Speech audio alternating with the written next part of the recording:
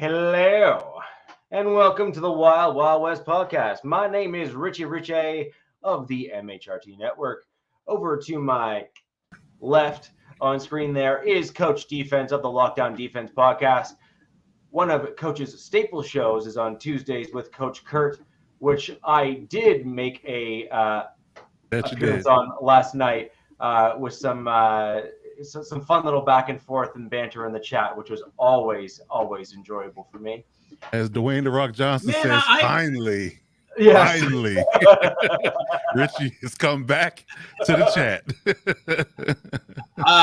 Okay, well then that's a slam at me because I actually didn't do anything on Tuesday, and I would be remiss in saying that I effed up not being there, Coach. From the bottom of my breasts, not even my heart, from the bottom of my breast, I got to be on there sometime, partner. So my apologies. Whenever you're ready, Cap, just let me know. Yeah, and then of course down in the lower section of the screen there, we have Captain Jack of the Captain Jack Rackham YouTube channel. You can go ahead and check out Captain shows, which air regularly, largely Raiders content, but does enjoy both hockey and baseball. Yeah, I noticed he's branching out here lately. I noticed that. Yeah, well, I catch a lot of replays, but I definitely noticed he's branching out there. I mean, what the hell are we going to talk about? There's only so much good football I say good quality football talk. Yeah. That we can have at this time. So it's granted, football is never in the off season, but there are things that are off, and we got to talk about baseball. We got to talk about hockey. We got to talk about basketball. We got to talk about football. We talk about the WNBA. There's always something to talk about. Sorry, the what? When the WNBA. The what? See. Listen, Rich, we're trying to grow this channel. We're trying to grow this channel. We're all inclusive over here right now. Chicks with boobs. We're all inclusive. Hey, chicks with boobs playing with balls. Wow. And there goes. See, I tried. This is not only fans, I tried. YouTube. And some of them even actually like guys. Oh, that's cool. Some of them. I tried. NBA, Coach Defense loves you. Just let you know the views of those two jokers aren't necessarily the views of mine. I love WNBA women personally. I love WNBA women too. If I can get them away from their girlfriend, they would be a little bit nicer. See, I didn't say all that. I just say I blanket statement. I love them. That's it. I'm leaving it at that. So, ladies and gentlemen, Alex was actually wanting to be here and was going to be here. However, has had an emergency that has kept him away for today. However, will be with us again next week and thereafter. So no, this is not a recurring and ongoing thing. So we do wish Alex all the best, and hopefully everything works out. On a side note, I had a personal issue that has recently and just occurred just prior to the podcast.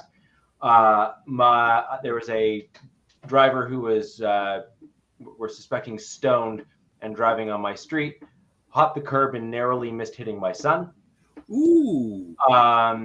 And I will have to be stepping away briefly once the officers come to my door to have a few words. Non-expletives. No. And I have the I don't think he can promise you that. I have the unique benefit of being the son of Canadian. Well, I'm Canadian, but I'm also the son of law enforcement, and everyone in my family is law enforcement. So yeah, good luck with that one. And that's about all I'm going to say there. But I will need to step away very briefly to just have some brief words with the officers that are present there to make sure that the right things are moving in the right direction. And again, not to belabor or to belittle. Just I try to bring a little bit of levity to it, but yeah. Tell Toke Boy not to stone and drive. Okay. And that goes for everybody that's out there. Again, there's nothing wrong with indulging if you do. And I've never indulged, and this is from a non-toker. But damn it, if you're going to have drugs, do not let it affect your effing driving. Okay? You are wrong. And that's not Fonzie saying it, that's me. Yeah. So that's what's going on there. I'm going to be here for probably the majority of the podcast. It'll probably be like a 15-minute little block or 10-minute block that I'll have to step away, and I will just kind of signal and I'll step away just for a moment. But that's kind of what's going on there. So wanted to keep you all in the loop. Now, with that in mind, we have a great show for you this evening, despite the fact that we are missing the fourth to give us the Chiefs take on all of this. But we are going to go over both. Who cares? What? Who cares? About what? About the Chiefs. I mean, just like the one comment was made, there's going to be a lot less smug on tonight's show. A lot less smug. Yeah, I mean this is true, but at the same time, you'd be absolutely remiss if you were to not include the Chiefs in an AFC West podcast, given the fact that they have been the AFC West winners in, for we'll say a number of years. And I am not shaking dice. Okay, I am not shaking dice. Let's just say that. Not only fans. Rein them in. Well, and Captain, I mean, you really have a baked-in show name for that particular avenue of media. It would be Walk the Plank. Yeah.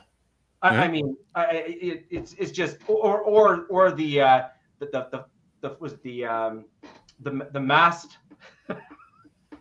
It's the ship's mast or something. Raising the mizzen mast, baby. I already got it, baby. Trust me. Yeah. That's it. So, anywho, we're going to go over what each of our teams needs to do on both offense and defense. And for the Broncos, I am going to dust in special teams just because that's actually one area that the Broncos have really suffered in. And I think that's where Sean Payton is really going to put in a tremendous amount of effort as well. But what do we need to do as a team to improve on the two main sides of the ball and what we're expecting to see coming up in camps and whatnot in terms of changes and what we need to improve on? So we're looking forward to all of your comments, feedback, and all that good stuff. We also want to know what you would like to see in terms of changes from your team.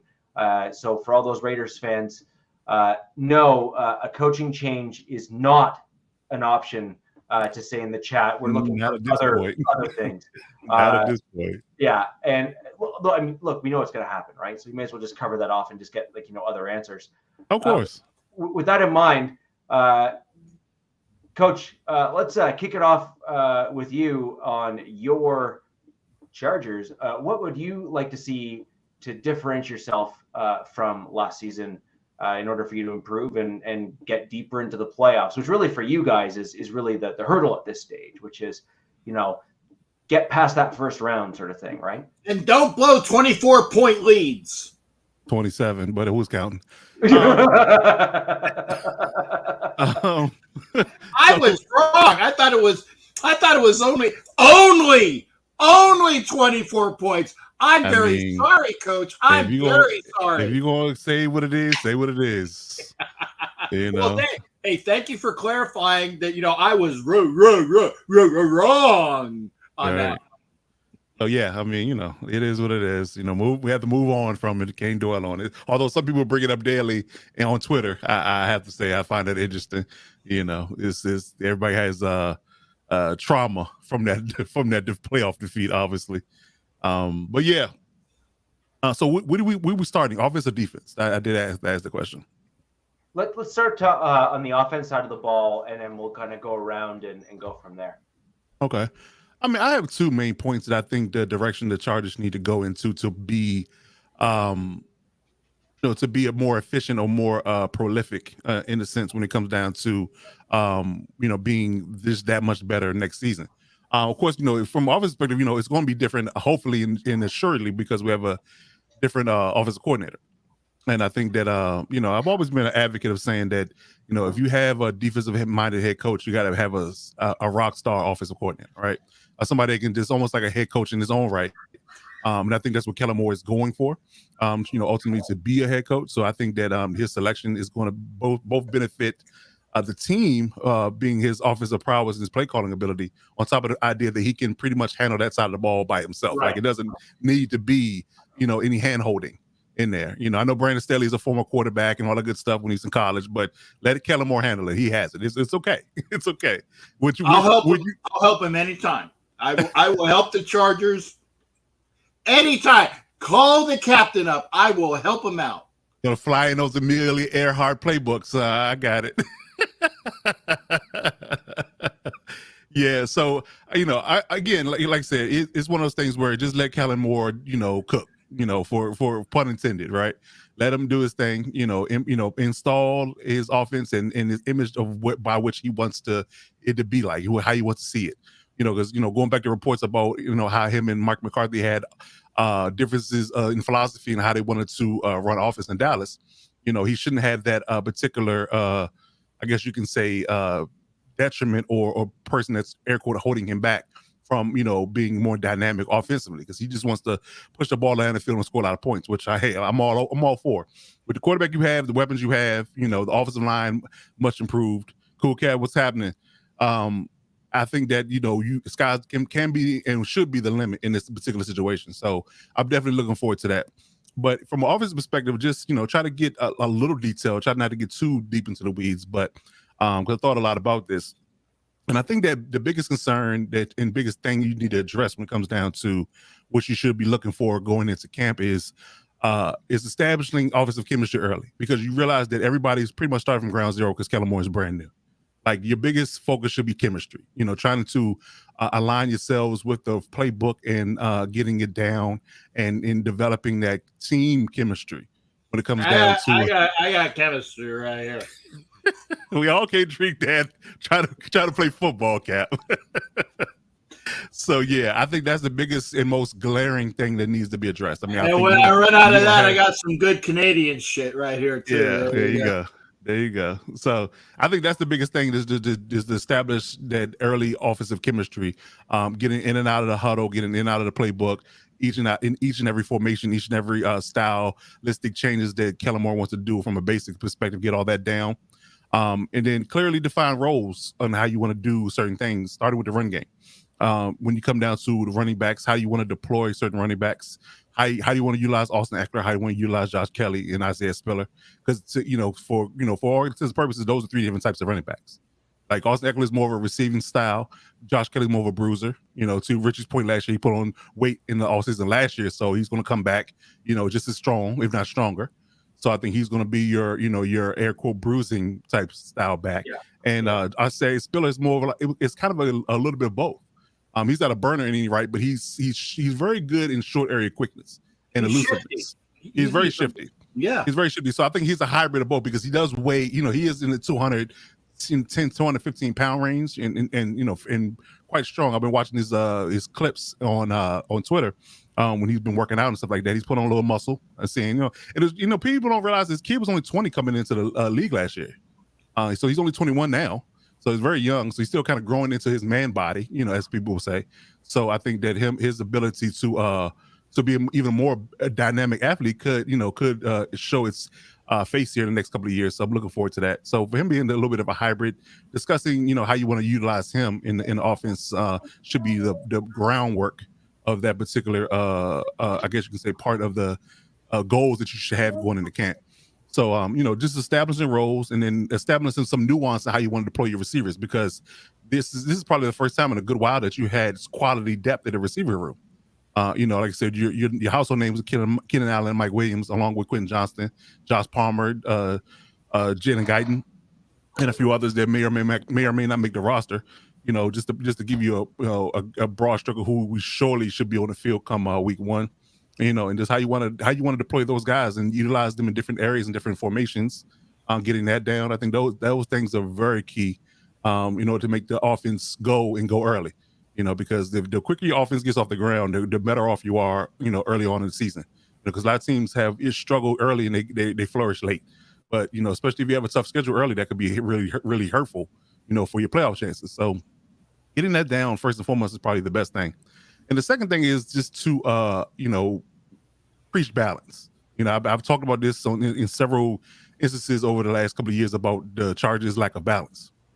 Preaching balance and preaching the idea of being able to move the ball in a multitude of different ways, having a solid running game, whatever scheme you desire, zone or power, and having a nuanced passing game, not just being air quote predictable in certain situations, especially when the chips are down, because what makes the defensive coordinator salivate is that if he knows what you're going to do in pressure situations. So just being very unpredictable in those facets and being successful in the run and pass game, being very balanced. I'm not sitting here saying we need to be the Cleveland Browns or the air raid Rams, but just to have some type of nuance and balance to the offense is something that we should definitely be focusing on, especially with this, again, a new philosophy and new offensive scheme coming in. And I like what Kellen Moore said about how he fits and wants to deploy the offense.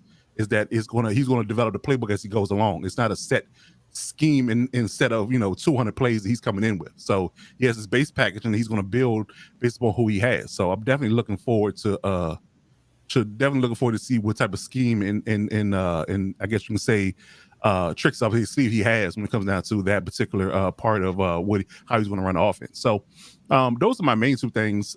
Some other little nuanced things that from offense perspective that I think that should be a goal, but those are the two groundbreaking focus and foundational points that we should definitely cover before we get to preseason week 1, in my opinion. So there's a few things in there to unpack for your team there, Coach. So one thing I can say from my experience in closely following the Broncos and seeing several players bulk up in terms of add that weight, especially younger guys, is to be super mindful of injuries. So as an example, if those of you remember Ronnie Hillman for the Denver Broncos. Yes, we do. He has recently passed away, for those of you who don't know, which is really, really unfortunate. And so may he rest in peace. And I really do appreciate the contributions he made for the short period of time he was with the Broncos. But he came into the league at a very, very young age. And he had a kind of an odd blended playing style where he wasn't huge, but he wasn't super small, but he was kind of very shifty and quick. And he only had like 1 or 2 blocks in his career where he was kind of a real danger. He kind of was just mediocre and average kind of for the other elements of his career at the Broncos. But what I can say is he reminds me a little bit of what you were saying about Spiller. I was just going to say that. Yeah. He had those moments where you're like, whoa, but he's literally like, you look at Hillman on the field and you look at Spiller on the field and like, I'm literally watching the same type of dude. Right.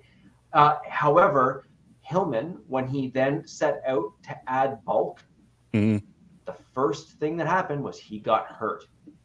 And one of the reasons why that happens is a lot of these players like Spiller, who's probably been the best guy ever in all of his career, wherever he's gone, because, that's just what these NFL guys are. They're the best of the best that have ever played in their local areas, is they've never needed to work their body the way that they're having to do at the NFL level. They've never needed to bulk up when they were in high school because they could play at 205 and still kick the crap out of the dudes that they were playing against. Well, now at the NFL level, he's realizing I got to put on 15 pounds of weight because that guy that I'm going up against throws me around like a rag doll, and I'm not faster than him. It's like it's this mind-blowing experience for these guys who just used to, getting by on athleticism a lot of the time. And they are no longer the most athletic people on the field, and they find out right quick. So my concern for Spiller in your previous comment there is how did he put on the weight? Did he slow play the weight gain? And did he do it the right way? But I don't have the numbers on how much he did, but I mean, just judging by his videos, he doesn't look extraordinarily bigger. You can just see more definition in his arms and his chest. in his upper body when he's working out. But he doesn't look astronomically bigger, so that's hopefully a good thing.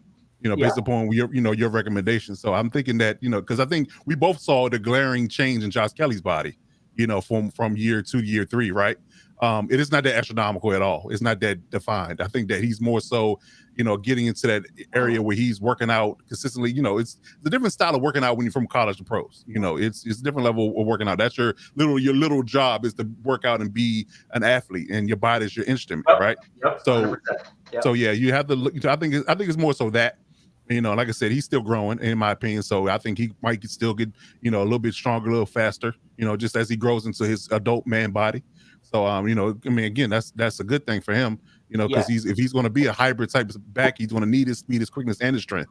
So you need all of it. Yeah. Sure. So I'm looking forward to see what he can do. And again, to my points earlier, how Kellen Moore plans to utilize him, because he has 3 weapons. And that's just in running back perspective. So it's an embarrassment of riches. You got to utilize them properly. The other question I had when you just said is, I think Kellen Moore is really the question mark. For your team. I think that's totally fair. Mm-hmm. What from the Cowboys offense that he helped call are you going to see? That's a good question. That goes back to the point of me saying he had a baseline of what he wanted to bring in, and then he was going to more so write the script as he goes along. It's almost like you write the first act of the movie, and then you as you go along, as the movie progresses, you write more chapters, right? So I think that's what he's going to probably do, and spend most of his bulk of his off season and leading into the preseason games. What he's going to do, what he feel like is going to work and not going to work based upon his personnel. So I'm definitely curious to see, how that's going to all shake out. But I don't think it's going to be a carbon copy of what we saw in Dallas. I don't believe that at all. I think the talent level is different. I think the personnel is different. Quarterback's different. So I think he's going to. What I like about his philosophy is this, because this same philosophy I attack at as being a defensive coordinator. I go into, some people go into a situation or go into a coaching job already having the playbook and the scheme written, and they just going to try to make it fit with the personnel. I'm more so a person that will learn several different schemes, and implement that scheme that best fits my personnel. So I think that's what Kellen Moore is kind of deploying, where he's going to write his playbook and write his offensive schemes based on his personnel, not already having everything written from day one. So I'm definitely looking forward to seeing how he does that. Yeah, and the other thing that I'm curious about, and it's not necessarily something that the Chargers really haven't been known for the tight end position for quite a number of years now, in terms of having that as a, that kind of banner position group on your team.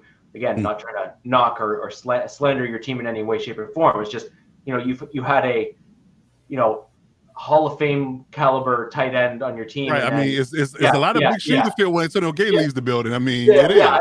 So I'm literally, that's not me trying to slander your team. That's like trying to fill Shannon Sharp shoes for y'all. It would took one could argue you might still not have, to be honest with you, Hall of Fame versus who you have per now. You have great athletes, but will they have the arc of Shannon Sharp's career? You just don't know. But again, big shoes to fill. That's why I was so adamant of them drafting a tight end in the draft, because I feel like they needed to really address that position and get a good young guy in to kind of groom and grow it with Justin, but they didn't do it. But that's so you kind of took a little bit of my thunder where I was kind of going with that, which is we didn't see him use tight ends heavily. Your offensive coordinator with Kellen Moore heavily in Dallas, and then we saw what you did in the draft. You and I agree, by the way, that we think that today's NFL requires an athletic pass-catching mismatched tight end to replace what is traditionally used in that slot receiver role, because the NFL has changed. So you need to then kind of mismatch against the opposing team's defense, and those types of tight ends like your Kelce's and other guys like that are the types of guys to do it. Right. You never did that, but we also don't see your team, and in turn also your new offensive coordinator, leverage that tight end position in that way really at all either. And I wonder if that played a role as to why you didn't draft that position where we were all hoping you would. And if that is a concern of yours coming into this season, meaning that the middle of the field from a short pass, mid pass perspective may be a sore spot as you continue to go deeper into the season. It could be one or two things, to be honest with you. And again, unless you're in the room, we really don't know the answer to this, but we can speculate that, if you look at it from a targeting perspective, Justin Herbert loves his receivers. He loves receivers and big ones at that. Like, he loves big targets, right? Also, I really feel like Kellen Moore utilized Dalton Schultz a fair amount. Like, it wasn't an overabundance like Kelsey or somebody of that nature, but Andrews. But I think that he used Dalton Schultz a fair amount, and I think he can see something similar in deployment for Gerald Everett and Donald Parham. But I think that it's maybe what Herbert's preference is on top of what Kellen Moore's offense wants to target. So I think that it could be either one of those things. And then it's just really a wait and see thing, but it could be twofold. What Herbert's preferred, eyes and target like to go to, and what Kellen Moore is going to dial up as far as play call. No, that's fair enough. So do you have anything else you want to cover off on the offensive side of the ball before we move on to Captain's Raiders? Yeah, I don't want to steal the whole time. I was going a little while. I don't want to go too far. We still got other things to cover and other guys to talk. So I can go on for days about what we feel like we could address and what's going to make us perfect come week one. But I don't want to steal the whole time. So Captain, on the Raiders side now for the offensive side of the ball, and we'll cover the Broncos last. What is your thought process on the Raiders offense? And changes that you are both eager and expect to see in terms of the upcoming 23 season? Okay. It's not 2 words because I got two abbreviations. I got 2 monikers that is like the needs of the Raiders will depend upon 2 things: QB and RB, and not the bread, not the sandwiches. Although that makes me want to get a beef and cheddar right now, actually. But I mean, you could talk about the Raiders' defense, and I think I said this at the end of the show last week when I was on. And by the way, when if you guys are waiting on T3, great guy that he is. Yeah, you have to have the old fat bastard tonight, so I'm sorry. But yeah, T3 gave you really great insight when I wasn't here, and I know you're hankering for him, but again, I'm sorry on that. But yeah, beef and cheddar, except I want a double beef and cheddar, DZ. Double beef and cheddar, because the beef and cheddar, they're skimping. And by the way, this is something that you really need to know. There was a chick that used to work at Arby's that we had at our work. And we asked her something that we need to know. Okay. So when you go to Arby's, this is important. Don't poo-poo this, coach. This is important. Okay. When you go to Arby's, tell them not to fluff the meat. It's important because if they fluff the meat, it expands it, but you get less meat. Tell them not to fluff the meat. Give you a full portion of your roast beef. I'm so glad we talk about burgers. No, not on burger. No, for Arby's, the roast beef, tell them not to fluff the meat because they'll fluff it and it'll look like you got a big sandwich. Then you put your hands on it and you ain't got shit to eat. I'm sorry. Because they fluffed the meat and it looked big, but then when you press it, I'm like, there ain't anything on here. And trust me, don't fluff the meat. That's what I thought, DZ. I listen, man. No, I don't. Not a fluffer. I thought not a we fluffer. were broadcasting from Van Nuys. No. Never know. Don't fluff the meat. Because the meat. No, this is hey, you will thank me when you go to Arby's. I get what you're saying, Cap, but it's such a double entendre. It's such a double entendre. I get it. I get it. And it's something that would normally come from me. I mean, it's easy. It's an easy get, but it's exactly what they do. It's called fluffing the meat. I can't make this up. I can't make this up. I'm not. All right. I'm not so ladies and gentlemen, the captain has spoken. When you speak to the lady at Arby's, tell her to not fluff the meat. Don't fluff my meat. Don't fluff the meat. No, not my meat. Don't fluff the meat. See, you just made it dirty, you bastard. Okay? You told a woman and told her don't fluff your meat. Don't fluff the meat. The meat. See, you made it. Meat. You're nasty, baby. It's going to be your meat that you put in your mouth. I'm just saying. You don't want it fluffed prior to you eating it. Don't fluff the meat. I want the full meat weight. Jesus. Oh, man. Cap your gym. That's all I got to say. Well, we talked about Arby's, man. Okay, getting back to football. Because now I'm hungry for an Arby's double beef and cheddar. Beef and cheddar. No. A non-fluffed. A non-fluffed beef and cheddar. Okay. Don't fluff the meat. What all natural, no fluff. Hey, Richie, I got your what is it? Your montage for promotion right there. Don't fluff the meat. There's several shorts within that very brief segment of the show. Yeah. And I imagine I mean that headline literally just wrote itself. It really did. Yeah. The captain says, don't fluff the meat. Don't fluff the meat. Hey, that's why I'm here. Football and double entendre. You can't get better than this. Brother. Okay. Amen, brother. That's right. Okay, now about you who just joined the show. We're talking about football. We promise. Yeah, we weren't talking about football. We promise. Or I'll give it the double good guy Jesus on that one. There you go. Get on here. It was like, yeah, there you go. I want to make sure both thumbs are up. There you go. There you go. Anyway, two acronyms or two pieces. QB or not QB? That's the question. That is the question. Right. Thank you, William Shakespeare. And RB. And don't fluff the meat. But, I mean, you could talk about the Raiders' offense, but until you know what, who, and how the QB is and will play, Jimmy Garoppolo, and if Jimmy doesn't get out there, I think he will. But even if he does, how long is Jimmy going to be there? To what extent, how healthy is he going to be? Because that brings up the next question is who is behind Jimmy Garoppolo?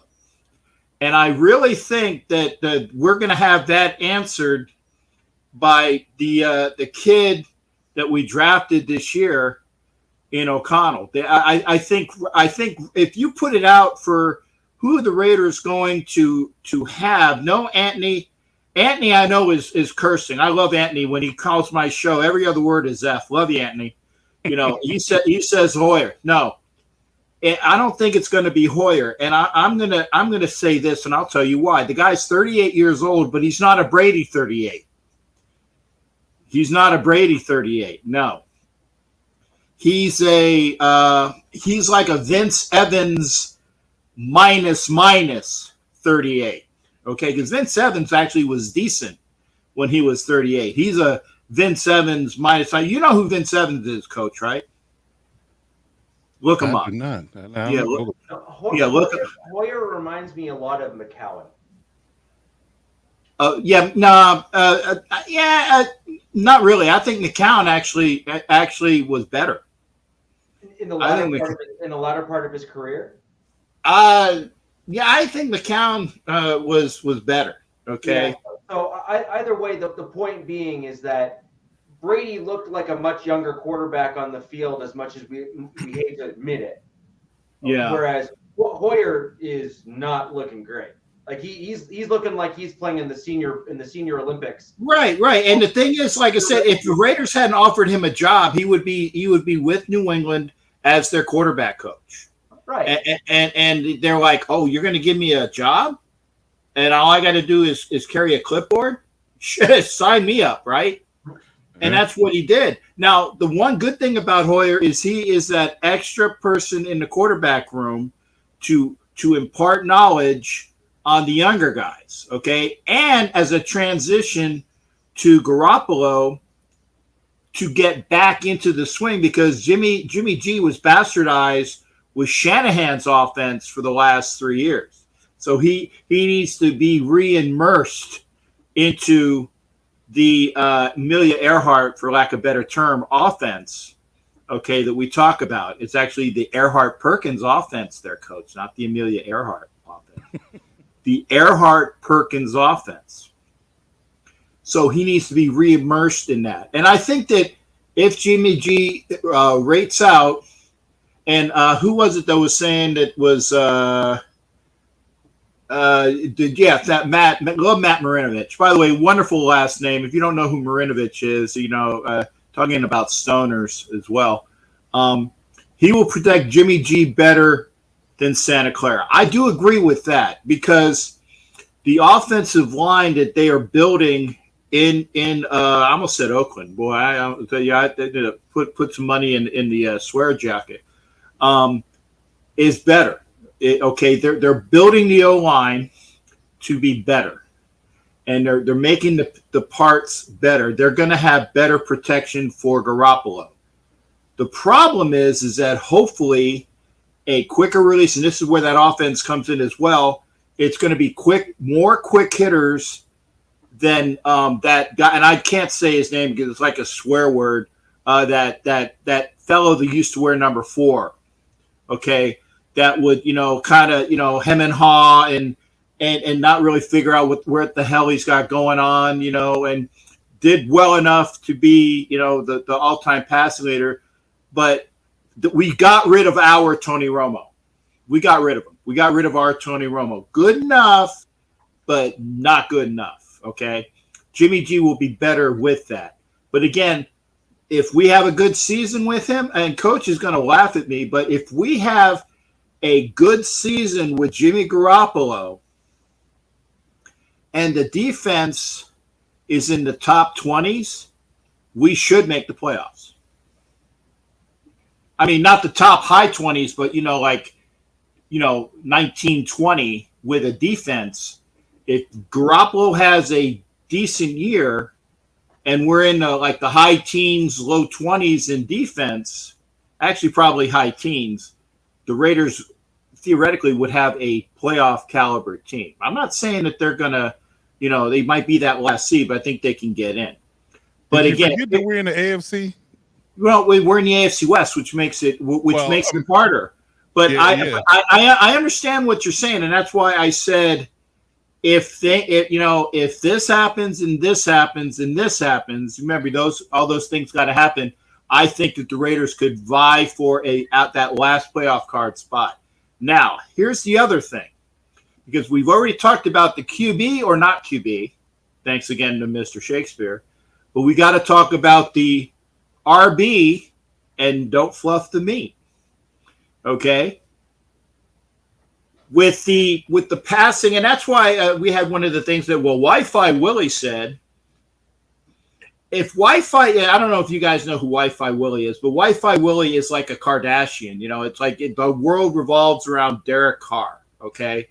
I mean, he took it harder than Derek Carr's brothers that bailed him out on all of this crap, broadcasting thing. I think that, Wi-Fi Willie was giving fellatio to Derek Carr, because that's all he talks about is how, Derek Carr, I mean, big time. Yeah, and I like Matt Marinovich, Lo-Fi Millhouse. Okay. The thing is with him, he's saying that the Raiders and Josh Jacobs, there was no talk. It's all bull crap, yada, yada, yada. Well, if it's all bull crap, then why was it that Josh Jacobs was outside the Raiders headquarters with Max Crosby awaiting word that contract was coming? If they were so far apart, I wouldn't have been anywhere near Henderson. I wouldn't have been anywhere near Vegas. I would have been to the Bunny Ranch. And I know that ain't near Henderson. It's somewhere else. I know it's not over there, and I've never been there, so I'll have to have somebody show me where it is. But Garoppolo can show me where it is because I'm sure he knows where it is. He knows. Yeah, he knows. But he was outside Raiders headquarters waiting for that contract. It didn't expire. It didn't come to him. So he is going to hold out. And it's one of those things where I think who told you? Kenneth, it's my joke, man. Don't tell me you're feeding me lines, man. Come on. Don't take credit for masterpiece theater. Okay.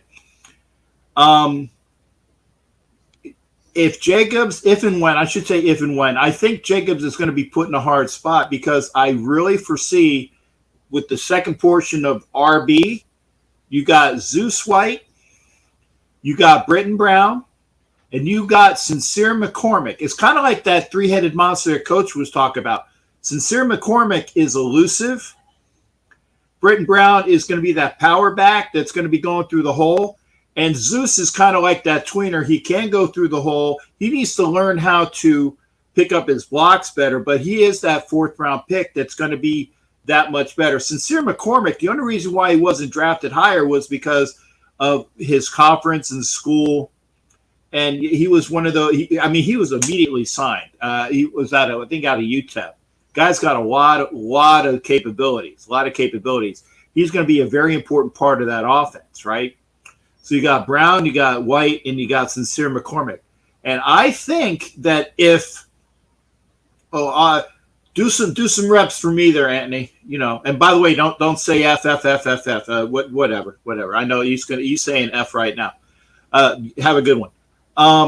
It's going to be that three-headed monster, and that's without Jacobs. And if they don't do things with them, and if they are looking like, hey, we got a decent RBC running back by committee, not Arby's beef and cheddar. I'm hungry. We know where Cap's going after the show. I actually, it's right up the street. I will definitely go get a double beef and cheddar. If that doesn't happen, the better they look in training camp and the better they look in the preseason games with the running attack with Jimmy G, it's going to spur Jacobs in that. You know what? That 10.019 is looking pretty good. No, I don't do the curly fries, man. I do the jalapeno poppers. Much better. Jalapeno poppers are the bomb. So, and the cherry turnovers. Yeah, all the sauces, man. That's it. But that's what I'm thinking is for the offense. Quick hitters, because you got one football and you got Devontae Adams. You got and who's going to be the number 2 guy? That's up for grabs because is it going to be Myers? Is it going to be Renfro? Okay. Is it going to be Cam? I think his name is Sims or DeAndre Carter or Trey Tucker? Yeah, because Trey Turner is a shortstop for the Phillies. I get them confused. Is it going to be those guys? Because there's only one football. And oh, by the way, you got the best all-around tight end that was drafted in the second round. That this guy personally was on TV showing exultations, if you saw it, at from coming out of Notre Dame. And he might not start the season as your starter. Depends upon how well he can block, but he can block pretty well. It's going to be some things he picks up. But got one football, quick hit. Then you occasionally will pawn off the ball to the running back in the I got to say the Patriot running back by committee offense. That's your offense right there. The 2 questions: QB and RB, and we'll see what we got. So while I agree with you, I also disagree with you. So when I look at what you guys were looking like last year in terms of how your offense ran or didn't run, I think there is some validity to the fact that a quarterback change would potentially assist. The only problem is that your short routes were not open. And that is one of the challenges that Derek Carr had, which meant he had to hold on to the ball longer because he couldn't rifle off the fast passes to get them off accurately, because in order to rifle off those short, quick passes, your wide receivers have to run certain styles of routes where they can actually box out the defender from the other team. And I wasn't seeing your wideouts perform those routes as crisply as they need to. And if you want to see what that looks like, you can go watch the Patriots offense kind of when Brady was there with Belichick. You could see, and McDaniels, by the way, was their offensive coordinator. The wide receivers would run routes where at a certain point in their route, they would adjust their body and kind of angle inwards so they could box out the defender and catch the ball and kind of get those 5, 6, 4, yard, bang, bang, bang kind of plays. So there's that. I'm also not convinced that McDaniels has enough authority over the team and that he has the proper support of the GM to get the right players to run what he is wanting to run. And I think you saw a little bit of that play out last season with your offensive line and how they were porous and basically allowed a tremendous amount of pressure on Derek Carr and kind of made the offense not work as well as it should have, to allow those routes to develop, to allow Devontae Adams to get open downfield and catch the ball and that kind of stuff. Carr just didn't have the to allow those routes to develop, especially the deep ones. Well, if I can counterpoint to your point on the counterpoint, is that the offensive line is a year older, a year better, and a year into the system. Devontae Adams played a hell of a lot better at the end of the season than he did at the beginning of the season because things were starting to click, okay?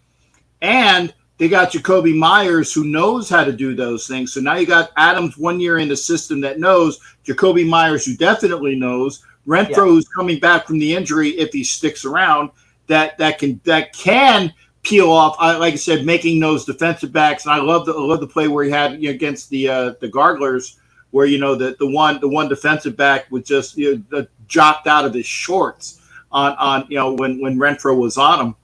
But I really think that that another year in, the offensive line being steady with improvements, they got, and remember, and I don't know, like I said, they were ranked 10th by PFF. And granted, a lot of that was having to do JJ in the back, but they got better as the season went on. The Raiders were better. They were better playing, even though the wins didn't come. They gelled a lot better at the end of the year. The wins didn't come, but they gelled a lot better. Right, and to your point, I also think it's important to look at Jacobs, and I think he's your biggest question mark. If he does hold out and is willing to say no, then that's fair.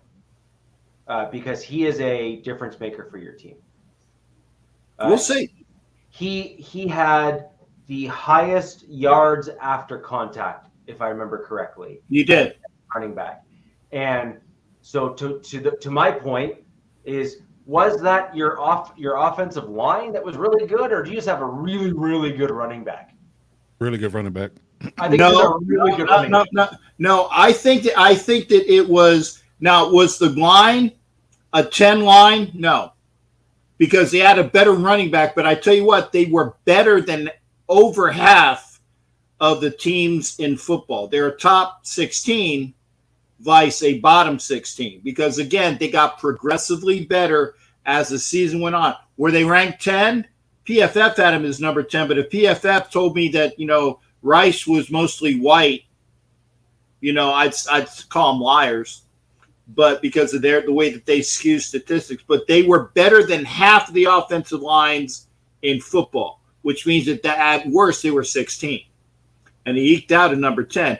JJ did have a lot of his was it YAC was phenomenal, but I think that he also, like I said, they gave him just enough to pop through, and that's one of the reasons why Zeus White needs to learn how to gauge those openings better. Zeus White is a very, very capable running back.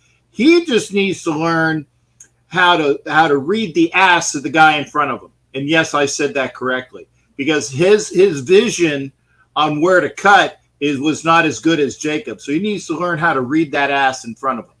Yeah, I agree. And then so the other thing that I'm a huge Derek Carr fan. Actually, I actually like him as a quarterback.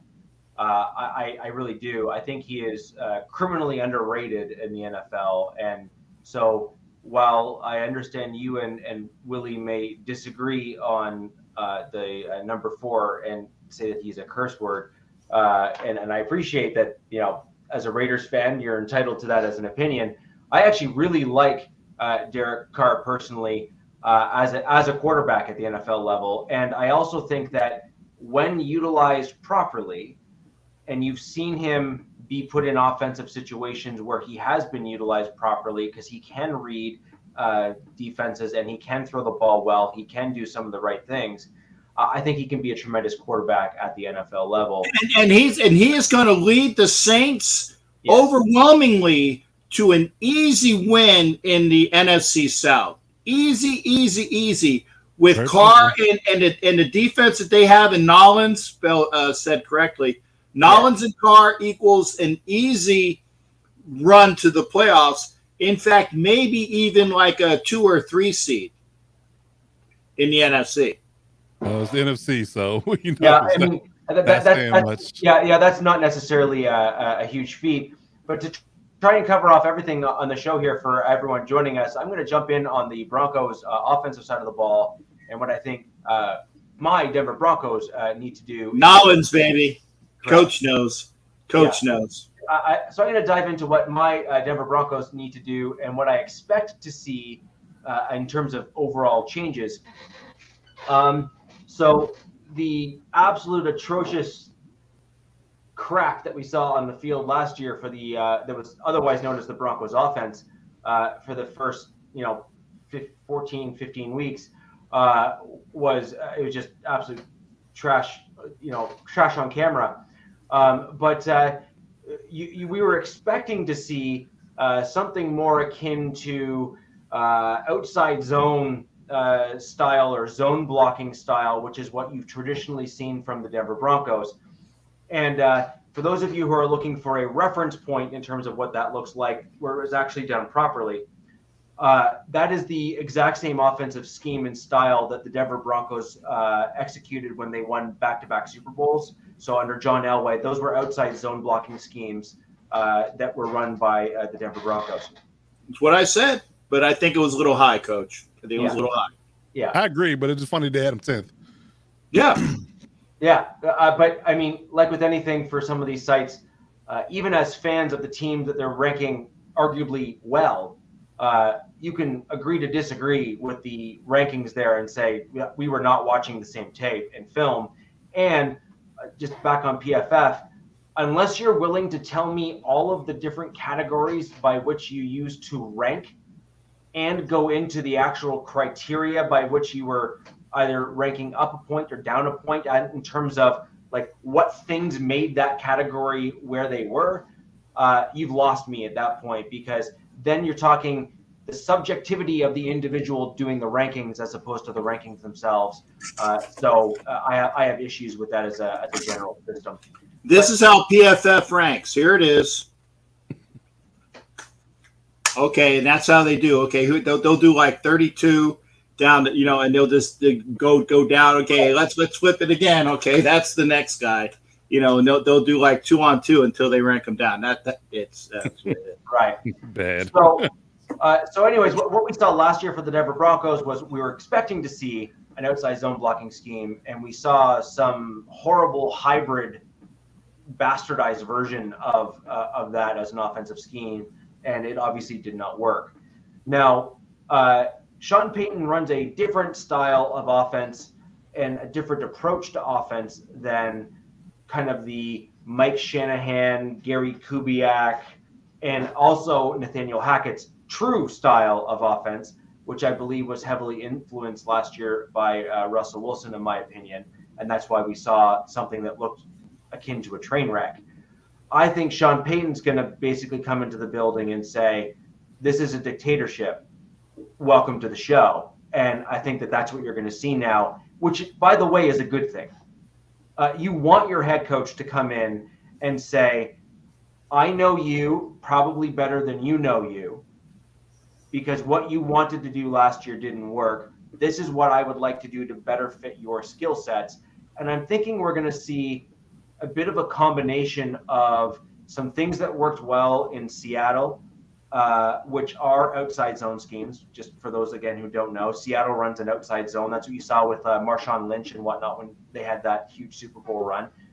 And I think you're going to see a bit blended in and a healthy dosage of the style of offense that we're used to and traditionally see from Sean Payton. Now, what does that mean for the Denver Broncos offensive skill positions? Well, what you often saw was guys like Graham and Lance Moore running quick slants across the face of linebackers. So, Captain, you were mentioning about the Amelia Earhart offense that you're running there in Las Vegas. Coach was talking about Amelia Earhart. Earhart. It's the Ron Earhart, Ray Perkins offense, but no, Coach has to call it the Amelia Earhart offense, who hasn't been seen since 1937. That's all I'm going to say. That was my test to see if you were paying attention, and you passed. I'm paying attention. Yeah.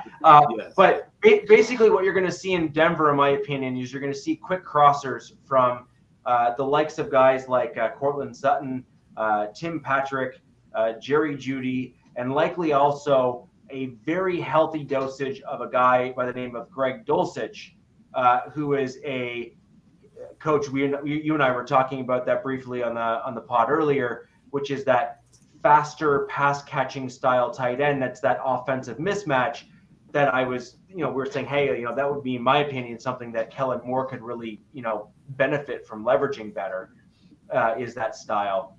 So that's kind of my, take on what we're going to see as kind of early parts. And Sean Payton's philosophy is you run those quick slants and you end up forcing the other defense to have to stretch and play the entirety of the field. They have to cover both inside and outside. They can't simply focus on the outside of the field. You're forcing them to kind of spread further out on the field and then give you more room to work and have a better, just a more diverse offensive playbook. And then from there, you're going to then get into deeper play action passes where from time to time, you'll actually hand off to the running back and have them run up the gut and maybe get 5 to 6 yards or 7 yards. You saw that with, Kamara, for example, where he would run those like right up the gut things and get 7 to 12 yards or even sometimes run it back for a touchdown. And then you end up with a play action pass where you're going to then get those deep passes where you're going to get your KJ Hamlers or your Jalen Virgils, those types of deep speed guys that the Broncos also have on our roster that will start burning the tops off. Also, even Jerry Jeudy has some speed to get back there as well, although not to the same extent as a KJ Hamler, though. So I think that's the general style that you're going to see. Now, where things get really interesting, and Captain, this is where you're going to likely then start talking about fluffing meat again, is the running back position for the Denver Broncos. We are a little bit better, well-rounded when it comes to that position in terms of the style of play. So your meat's rounded, not fluffed. Sure, and that is equally as choppable into a short for YouTube as well. But in terms of what you're looking for in an offense like this is pass protection from the running back to keep your quarterback upright. Captain, actually, that's what you're going to need for Jimmy Garoppolo in that offensive style as well over in Las Vegas, is you're going to need that supplementary protection to make sure that when the running back is not running the ball, that they can actually protect the quarterback to allow them to properly set their feet and throw the pass. So I think you're going to be running into a similar thing, which is where your smaller running backs are going to have a challenge. Well, and that's going to be the big thing. Is that's the one thing that Josh Jacobs, I love Josh Jacobs about, is Josh Jacobs can pick up a block and lay somebody out. And until such a time that the kids learn how to do that, which is why Zeus White didn't get a lot of carries last year because the kid he needs to learn how to pass block. He can't block. He got blown up so many times. He got pulled. Yeah, he got absolutely pulled. So we have Pirine and we have Williams. Williams is coming off of an injury, and Pirine is a serviceable blocker and a larger running back. So they are somewhat interchangeable in their general roles, but obviously Javonte Williams, when he's on the field, if he's healthy and comes back really strong, is clear cut number one on the route. Like just clear cut, he is number one RB1. Where it gets interesting for me is what is the secondary running back option that Sean Payton wants to have on the Denver Broncos roster when it comes to running the ball? Are you looking for your Austin Eckler type? Are you looking for a guy that's like that, who is primarily a pass catcher that can also run the ball? With that, you're looking at McLaughlin. I think I got his name right there. Yeah. Sarah McLaughlin? Are we going back to that old joke again, too? So Jaleel McLaughlin, who is the kind of college free agent there that we picked up, who is lightning in a bottle when it comes to that position. He would also be akin to a bit of a Ronnie Hillman style body type as well, who's largely speed. Or are you really wanting to then look at a guy who's more of a well-rounded style player who would be an interchangeable option for, say, Javonte and Simanje? And that would actually be Tyler Batty, who actually looked really good last year when he played for the Denver Broncos. And so that's really, for me, where it becomes a really interesting I don't know. Like, you just simply don't know where Sean Payton's going to go with the offense. And the running back position, to me, is the real question mark. You just really, really don't know what we are going to do as a team and what the offense is going to be look like and shape like. I think the wide receiver room is, while it's going to be the most competitive on the roster for the Denver Broncos, I think that they're all competing to try to fill the same style and types of roles. I think it's who's versatile enough to be quick and catch the ball well, but they're all going to have to block. They're all going to have to be able to run those slants that I was talking about earlier, and you're going to have to basically be able to run the entirety of the route tree. And I think that Sean Payton's going to expect that of them, which I think is going to really give a tremendous advantage to guys like Tim Patrick, Jerry Jeudy, Cortland Sutton, and even KJ Hamler is going to have a bit of a leg up because he's actually a very good route runner, and a lot of people don't give him credit for it, despite the fact that KJ is oft injured. Whoa. Say that again. A Bronco player who is oft injured? Tell me, no. Come on, man. Quit pulling my leg, man. Don't laugh, Coach, because you're the next joke on that. That's why I'm laughing, because I'm like, you can't help yourself. You just can't help yourself. Yes, it's not me this time. Right. I mean, I think that's what I'd like to see. I'd like to see that hybrid offense kind of start coming into play. I'd love to say that I'm super excited with the Broncos offensive line, but I'm really not. I have a whole ton of issues with it. However, I do think in this current offense, I think that they can be hidden in terms of being a liability. So I'm not sure what you guys think about the Broncos offense in terms of my take on it, but that's kind of where I'm at with them. And in terms of QB2, in case Wilson looks more akin to the first 3 quarters of last season instead of the last 2 games, I think that's really got the savior and Jared Stidham, baby. Well, I actually am generally wondering if Ben DiNucci might actually be a guy that might surprise a lot of people in preseason, and if he comes out, Hey, you got DiNucci. If he doesn't win the number 2 spot, you're gonna have Vito, Guido, and Big Mike gonna come over and maybe talk a little. You know what I'm talking about? Hey, it fell off the truck. You know what I'm saying? It fell off the truck. And notice I was lip syncing that one. You know what I mean? Hey, Pafungo, hey, there you go. Hey. Well, I mean, the other alternative is that Jared Stidham may have an unfortunate accident that may prevent That's him. What I'm talking about. You know what I'm saying? Hey, he fell off the truck. That's what I'm saying. Yeah. So, anyways, that's funny. kind of the other piece there, which is, we hope that Wilson, obviously, as the Broncos, hope he works out and actually plays more like he did at the end of this year rather than the beginning. But you never know, and I think that's one of the reasons why we did make such a push to upgrade the backup quarterback position on our team with both Stidham and DiNucci, because that's a huge thing. So, any other comments on the Broncos offense and whether or not you thought I was kind of on point, dead wrong, or if you had anything else you wanted to bring forward?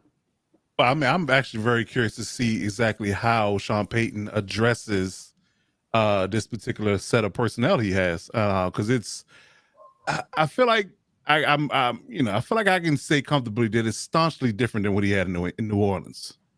Staunchly different from all of his perspective. There's no Taysom Hill here. There's no Alvin Kamara. There's no Michael Thomas. There's no Drew Brees. Things of that nature. He had for the bitter part of his tenure there, he had a Pro Bowl line. We're talking, from center on out. So it's just gonna be very curious to see how he attacks this and how he is married to what he was doing in New England, New Orleans versus what he's gonna do in Denver. Had a year off to kind of refresh his mind and things of that nature. As far as his coaching time has been spent. So I'm curious to see what he's going to do. And like I said, it's the moves he made in the offseason, getting McGlinchey and bringing in P. Ryan and things of that nature. The receiver he drafted and the ones he has in house. Like I said, we want to bring back Javonte slowly off that knee. If anything, you probably kind of look at Javonte more of a I guess you can say Mark Ingram type player. If you do comparative analysis. So I'm very curious to see how he wants to I guess you can say attack this personnel grouping and how he wants to utilize them. What's the philosophy going to be? I mean, that's the biggest question. What's the philosophy going to be? We're going to be run heavy, run centric, going to be pass centric. But just by eye test, you would think it'd be more pass centric because you have so many freaking receivers. You can shake a stick at that. You would think you would just want to throw it all over the yard, but again, that all boils down to what he wants to do with Russell Wilson. In his comeback story, from the depths of what happened last year with him and Hackett. So I'm very curious about that. Just speaking from offense perspective, I want to see how well Javonte comes back on that knee and what he does with these receivers and those athletic tight ends he got. Because we talking about Alberto and Greg Dulcich. We talking two super highly athletic guys that can really create havoc in the middle of the field. So I'm just curious to see exactly what he's going to do with those guys. And I waited. I definitely waited for you to exhale on that one, Coach. The other thing is that as it was stated, Wilson is not Drew Brees, and I don't know who your DC is, but he ain't Greg Williams. That's a fact. They had a lot of good. That was a mesh of Peyton and Williams together. Was a fantastic immersion, kind of like the Buddy Ryan with Ditka. Mm-hmm. Okay, that was a great marriage. Okay, and I don't know. Again, I don't remember who your DC is. But he ain't Greg Williams. We just talked about him last week. That was last week, man. I can't remember anything other than a double roast beef sandwich that I'm getting after the show. With no fluff. With no fluff. No fluff my meat. No fluff. Well, Vance Joseph. Oh, yeah. Okay, well, there you go. Well, that, yeah. Here, so let's run with that because we're going to get right into quickly into the last part of kind of the main position groups here, and that's on the defensive side of the ball. I'll kick off real quick with the Broncos just because Captain quickly, basically. That was the segue. That was the segue. You gave me the softball segue there. So Vance Joseph is our defensive coordinator.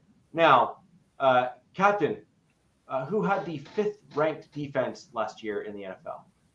That would be the Cardinals under Vance Joseph.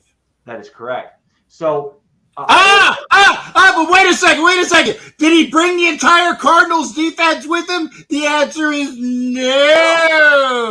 Right. And who had, now in the early part of last season, prior to basically a morale tank under Nathaniel Hackett, the Denver Broncos had one of the best defenses in the entire NFL.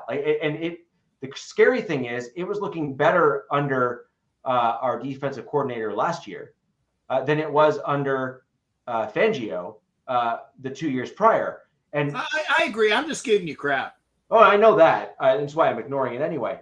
But I think that's an important piece, right? Which is, we have a tremendous amount of defensive talent on our team. We just do. And I believe that the defensive talent that we have on our team today is at least close to equivalent or better in certain positions than the Cardinals had. Now, can Joseph leverage those players correctly? That's really what it comes down to. Can he actually perform and hit out of the park the defensive talent that is currently on the Broncos roster? He did not do a great job when he was our head coach with the defensive side of the ball. But now he has one job, and it is not to manage the entire roster. It is to field a great defense. He showed he could do that last year when he was with the Cardinals, and I suspect he's going to continue to perform at that level and start to make the proper changes with our team and our roster to put everybody in the best possible position. And we have made several improvements in key areas that are better suited for a Vance Joseph defense, primarily filling in kind of the backups and likely future starters for the inside linebacker position to provide things like sideline to sideline speed and coverage ability. Our two starting linebackers are basically leveraging their mental ability rather than their physical ability because they're not particularly quick, but they're sharp.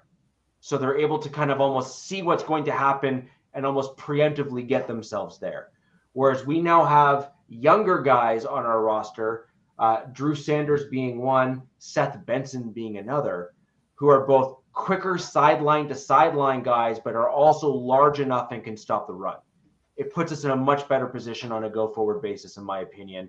And in my looking at kind of what we have here, that's also a positional group that if we change our defensive scheme slightly, that would have been a tremendous weak point if we didn't target guys like that as well.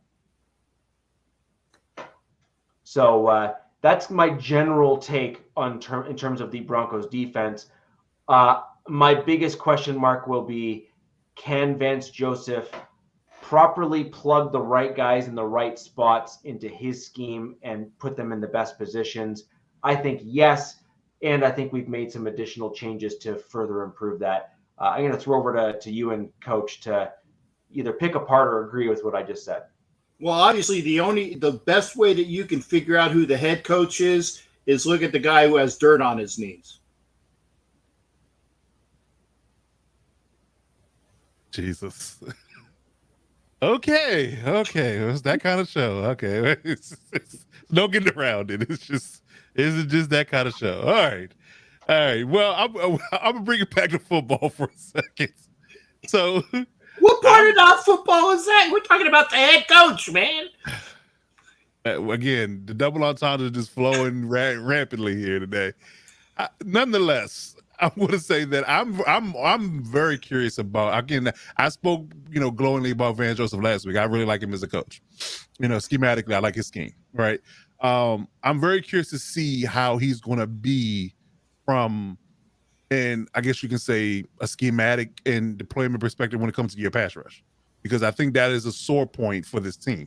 I think that for your run defense and your schematic, style that you run from stopping the run, I think that's it should be fine, especially if you're going to deploy a more 34 style defense and base. I think you got from a DJ Jones perspective, you just got one hog molly in the middle that's going to wreak havoc. That's just you got to have that count for him in every facet. If you expect to run the ball, but how is he going to address, how he's going to treat, Randy Gregory as being your primary, dominant edge rusher? Who's going to step up and be the second guy? Benito, Browner, whoever, who's that secondary guy going to be? And I feel like because you don't have those household names per se, much like you had last year with Chubb and Gregory, right? I think that you have to be very, I guess you can say, opportunistic. It's kind of like taking a page out of what Spagnuolo does. Now he knows, and historically he doesn't have a great edge rushing group, so he's very, I guess you can say, opportunistic when it comes down to how he blitzes, how he gets exotic with his looks and things of that nature. Kind of confuses. He's a good schemer. Very good, well. Very good. Yeah. So I think that Fangio needs to be something like that in regards to generating pressure. Is what I'm driving at. Yeah. See, that was a Freudian slip. You said Fangio. Yeah, Fangio. You meant Joseph. Oh, I did. I'm sorry. It's ingrained. It's ingrained. Yeah. So Joseph, I'm sorry. How Joseph can be from a schematic standpoint and how he can be exotic with his looks. I think he needs to focus on that in order to generate constant pressure, because that's pressure breast pipes or makes diamonds. And we all know that you make your hay and you are successful, especially on third down with good pass rush. I have two names and then a third just to kind of throw out there because he was a newer acquisition. So two names to answer your question that were who were previously on the roster there. So I'm going to throw out Christopher Allen as one guy to keep an eye on. Okay. Christopher Allen was slated to be around a second or at the latest a third round pick in the 2022 NFL draft, and came in and injured himself basically the very last game of college ball. Oh wow! And he had a redshirt year. And basically tanked his draft, went undrafted, signed a pretty lucrative signing with the Broncos, and they literally said, "Thank you, now go on IR." Okay. And so he's a guy that I think that we need to pay attention to, a very, very gifted pass rusher who's on the Denver Broncos, who no one saw last year. And so he's often forgotten even by Broncos fans. So I think Broncos fans watching the show, pay attention to Chris Allen or Christopher Allen. I don't know which one he prefers. I think he's going to be a guy that's going to be really interesting. So you got tool time guy that we gotta watch out for. Tim Allen and tool time, that took a year off. You know, okay. Right. I want to get this straight. Tool time Allen, got it. Okay, sure. And then the other one is Jonathan Cooper, who has been on our team for a few years now. Again, an undrafted kind of late round pick guy that we've had for a few years, has had good seasons but never great. However, has really put out a few games throughout his career that have kind of turned heads. And a lot of the times the pass rush position is not just about your individual play, but how you dovetail into the entirety of the scheme around you in terms of being given those opportunities or having opportunities, and also just having the game click for you. Like, are you recognizing and altering your game and improving yourself to then get to the passer? I think we could see some interesting things from Jonathan Cooper this year. Now, frankly, if we don't, I think he's gone. But I also think that he's a guy that might interest a lot of Broncos fans because I think he may, in fact, have a bit of a breakout year. And lastly, the Broncos signed Frank Clark. And so, Coach, I think that your general assessment, the coaching staff agreed with, and they said, we're signing Frank Clark. Right. So let Alex tell it he's only good in the playoffs, but whatever. But I'm actually interested to see how he deploys Drew Sanders. Like, he's going to treat him like a true off-ball linebacker or a hybrid, because again, we talked about him playing edge his junior year and his senior year. He played out off the ball. So can he use him as a somewhat a hybrid type of, 3-down type lineman? Like he'll play the off ball role in first and second down, and he'll rush the pass on third, maybe something like that. He could do something like that. So it'd be interesting to see how he utilizes him as well. I'm looking to see how well he folds into the defense this early on as a rookie. Yeah, the off ball role is very important in how you play. Another double entendre. I know it. Right. But I mean, at least that off-ball guy isn't fluffing the meat. There you Correct. go. Correct. Right. So correct. Yeah. So, there you go. like, there you go. Bambino. Yeah. I mean, I did say in my comment on Chris Allen that he had effectively a redshirt year. So by definition, he is unproven. However, a guy who's slated for basically being a second-round pick or a third round kind of at the latest coming into that 2022 draft, I mean, you have to expect that at minimum, he's going to be a solid rotational guy, which is, I mean, most teams would be clamoring for someone like that in the outside linebacker pass rush room. So, I mean, imagine where the Chargers would have been last year if they had a guy that could fill that role with any degree of, consistency when they lost their number 1 and number 2 guy for stints throughout the season. You need that other guy. You need that guy for depth. And so having a guy like him is going to be, I think, a tremendous asset for the Denver Broncos. Fair enough. Yeah. And then Nick Benito is another guy who I'm not particularly, he's not a guy that I'm, yay or anything like that about. He didn't look particularly great last year. He had a couple plays here and there where he was okay, but I actually believe that he's not going to look great in a Vance Joseph system. I'm happy to be proven wrong, by the way, but I actually think that we're going to see guys like Allen probably look better than Nick Benito did, and that's just, again, my opinion for what it's worth.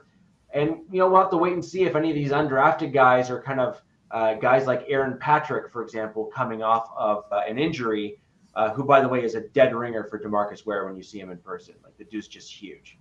But can Aaron Patrick even have a bounce back year and continue to kind of improve as he was doing with the Denver Broncos, and perhaps fill in that rotational role as well? You never know. You just don't. So I agree with what you're saying, Coach, that it is it's a room that on paper looks like it should do well, but also has some question marks. And I think it does play a lot into how Joseph intends to scheme those outside linebackers in terms of how they're going to rush, when they're going to rush. Are they going to play more of a Fangio style role where they're going to drop into coverage more? Mm-hmm. Or are they going to kind of go the way that we have had them behave, if you will, in the past, say under a Wade Phillips style defense, where they were basically, NASCARing it to the quarterback? So, I mean, it is a legitimate question. Okay. So throwing over to you and your Chargers, what do you think on the defensive side? Where are we looking? All right. Well, I got 4 things here. Some pretty quick, pretty basic, I guess you can say, focus points that they should try to work heavily on coming into camp. First and foremost, something I harped on all last year, and being that, again, going back to my point about Brandon Staley not having to necessarily be concerned about the offensive side of the ball, he really needs to lock in and focus on him, and Ansley need to focus on getting this defense together, because personnel aside, this defense is underachieving. And if you're a defensive-minded head coach and your defense is not performing to a level that can get you, can win you games per se, it's a fail up to this point. So first and foremost, schematically, they have to get better schematically against the run. Like, I'm just talking about formations, the way where you line up, how you defend the run from an alignment perspective. It needs to be better.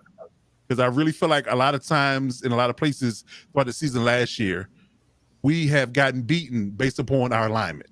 Like, I just felt like we were aligned wrong, and we were easily beaten in the run game and gashed for bigger runs because we weren't aligned properly. And I think that needs to be better. I think that I'm not sure if this is a sore point or something that Staley needs to improve on. But when you got guys like Aaron Donald, Von Miller, Leonard Floyd up front, Greg Gaines, it's a different ball game, and you kind of can let these guys just eat. But when you don't have those Hall of Fame caliber guys in certain spaces, you have to be better schematically. You have to be better from an alignment perspective. You got to put these guys in a position to make plays. So I think that's one of the biggest and most glaring needs that we need to fix when it comes down to our defense. That's the biggest and most glaring part you need to address. Start there. I think we definitely should start there. Secondly, create some nuance with the set of pass rushers we have. I think that we need to be more multiple and more exotic in how we line up. It shouldn't just be every single third down, Bosa and Matt coming off the edge. You should line them up. You should stun them. You should, be more exotic with your deployments and your bluffs and your schemes and your alignments to get these guys free and, get guys free shots at the quarterback. So I think that's another aspect that they should address and be more diverse in that manner. Thirdly, being more exotic in your blitz and your scheme coverages. It shouldn't just be automatic, one or two different blitz calls. Bring the nickel corner, bring the safety, bring, corners off the edge, things of that nature. Just be more exotic and be more, I guess you can say nuanced when it comes down to how you deploy your coverages and your schemes. Don't always play off ball. Sometimes you got to get up on these guys and play press man. Don't be scared of it. I think that can definitely give offenses, headaches and nightmares. I was wondering if you were going to get that. I was smiling as soon as I saw it. With his nose. Bambino, you're hilarious. So, yeah. So being more exotic in blitz coverages and calling different packages when it comes down to your coverages and schemes and give the quarterbacks more to think about. And lastly, just really let Derwin really fold into his hybrid role. Like, I need the quarterback to want to have to account for him every single snap. Is he deep? Is he deep third? Is he middle half? Is he deep half? Is he quarters? Is he in the line of scrimmage? He's playing nickel linebacker. What is he doing? Is he coming off the edge? You have to identify number 3 at every snap to know exactly where he's at and account for him and be that guy that you can honestly, truly, be a menace, because I think he can do anything that you're asking to on the field as far as his deployment is concerned. You just don't sit him back in coverage all day. Don't blitz him all day. Don't have him sitting in the middle of the field all day. Move him around. I think we should have the personnel to be able to get that done. So I think that's the fourth thing I want to see in regards to how they do things on defense. Thoughts, comments, concerns? Good job, Jack. I was going to say, don't. Yeah, I can add on that as well. That is that is a good life lesson. That is a good life lesson. Yeah, well, yeah. I mean, Indeed. So yeah, I mean, I think that if we fix those things, I think we'll be fine. I mean, of course, the overarching thing for offensive defense is health. I mean, that's a go without saying. Health on from both sides of the ball and your major players, keeping them healthy and keeping them strong throughout the season is going to be the most overarching priority. I think we all understand that, and I think the coach staff and the front office get all of that. Hence why they made the move with this, the strength and conditioning coaches changes. But we can fix those particular aspects with our personnel we have and keep them healthy. I think we'd be a much better defense next season. No, I mean. There's a comment in the chat here. Here we go. Bambino, again, I have to say I agree that this has literally been what has plagued the Chargers for 3-4 years now. It's longer than that. Longer history than that.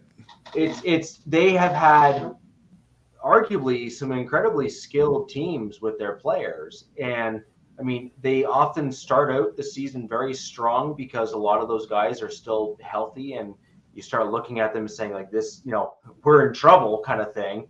And it always inevitably ends up in the same spot where by mid-season, a good third of the roster is basically on IR or hurt. So it's an unfortunate circumstance that your team keeps on finding themselves in, and we'll see if it is a culture problem that yields those type of injuries, at which point that could be sadly an ownership issue, or if it's a strength and conditioning coach challenge, because that strength and conditioning coach had been with your team for well over a decade, if I'm not mistaken. And obviously then it might take a full season for that to kind of permeate through the rest of the culture and the team. And we'll wait and see what happens in the 2023 and 2024 seasons to see if you start seeing that turnaround, and that change take place. So I agree. I think injuries are killer for you guys. And I do agree with your defense as well that there are a few things that you guys got to tweak in terms of improving on the defensive side. I have to say, you guys suffered heavily in run stopping. If I'm gonna put something atop the list, you have to stop the run. I'm sorry. It's got to get better. It's got to get better. Yeah, you gotta do something about that.